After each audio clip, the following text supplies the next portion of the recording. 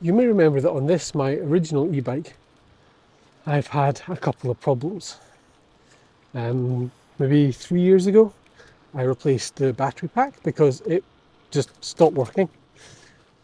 And then earlier this year, I also replaced the motor because it just stopped working. And to be clear, I am not pleased about this. I dislike the fact that I've had to spend so much money on the bike. Now, it's fine. It has still been a colossal money saver, never mind the environmental and social benefits it brings. So I'm more irritated than I am actually angry. But I am still a little bit frustrated. More so because the gearing has changed. And actually, this is partly me like holding myself to account because I keep not making time to talk to my local bike store who replaced the motor for me about that. But there is something changed, I presume with the size of the big sprocket that is at my cranks, at my pedals. It means that if I'm travelling at speed, my legs are going around very, very fast, even in my top gear. And it feels a little bit ungainly and uncomfortable to be doing that. So I need to get that fixed. But that's been something else contributing to me not using this bike as much, because this used to be a bike that I would like just jump on at the slightest chance. Because it's a little bit ungainly just now, I'm doing that less and less, and I would like to fix that because it is not ideal. Anyway, if you've been watching the channel for a little bit, you'll know that I tend to go through fits and starts of, well, not so much cycling because you don't see me on every cycle, but in making content for e-bike nugs.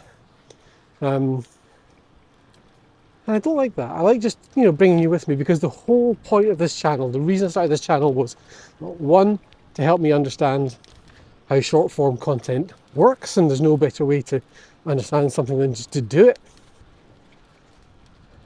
And then secondly, it's to help me share the highs and lows of this stuff, because I want to be able to